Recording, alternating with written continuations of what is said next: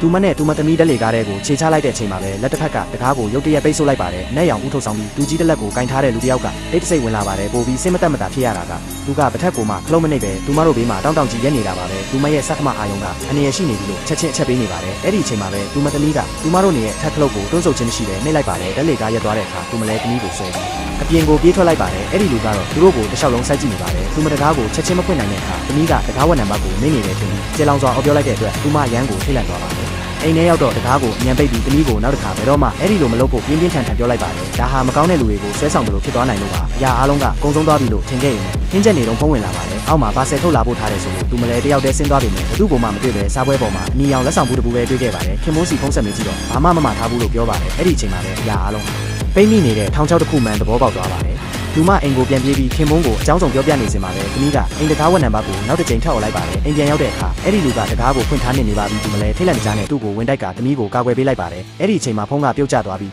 သူကဖုန်းကိုဖျက်ဆီးဖို့လုပ်တဲ့အတွက်သူမလဲကူလားထိုင်နဲ့ရိုက်လိုက်ပါတယ်သူတကားဝနာဆုပ်သွားတဲ့အချိန်မှာပဲသမီးကရုံးနဲ့ခေါင်းကိုထုလိုက်တာကြောင့်တကားကိုအမြန်ပိတ်လိုက်နိုင်ပါတယ်ခင်မုန်းဖြစ်သူလဲဖုန်းထဲကတဆင့်တီးသွားလို့လေကားကနေတဆင့်အမြန်ပြေးတက်လာပါတယ်ခင်မုန်းရဲ့အတန်ကိုကြားမှာပဲကျမတို့၃ယောက်လုံးစိတ်အေးသွားပြီးဝမ်းသာအားရပွေ့ဖက်လိုက်ကြပါတယ်အဲ့ဒီနေ့ကစားပြီးခင်မုန်းဖြစ်သူကထူးဆန်းသွားပါတယ်အဲ့ဒီလူခြံထားခဲ့တဲ့အရာတွေကိုပိုးသက်စင်းနဲ့အမြဲတမ်းတက်ရှင်းနေပြီးညာဘက်ဆိုလဲအိမ်မပြောတော့ပါဘူးသူကအဲ့ဒီလူပြန်လာလိမ့်မယ်လို့ယုံကြည်နေတယ်လို့ပါပဲသူဘက်ကတော့သူအရန်စိတ်ကူးရင်နေရလို့ထင်ခဲ့ပေမဲ့ဒီနေ့မှာတော့သူမတို့တကားပြင်ပနေရန်မှာထူးဆန်းတဲ့အမှတ်သား၃ခုပေါ့လာပါတယ်ခင်မုန်းကအဲ့ဓာတွေဟာဥထုတ်ဆောင်တဲ့လူရဲ့အမှတ်သားတွေလို့ပြောပါတယ်အဲ့ဒီလူကတကယ်ပဲဘသူလဲပြီးတော့သူမရဲ့ခင်မုန်းကရောဘာတွေကိုရှိုးဝက်ဖုံးကွယ်ထားတာလဲ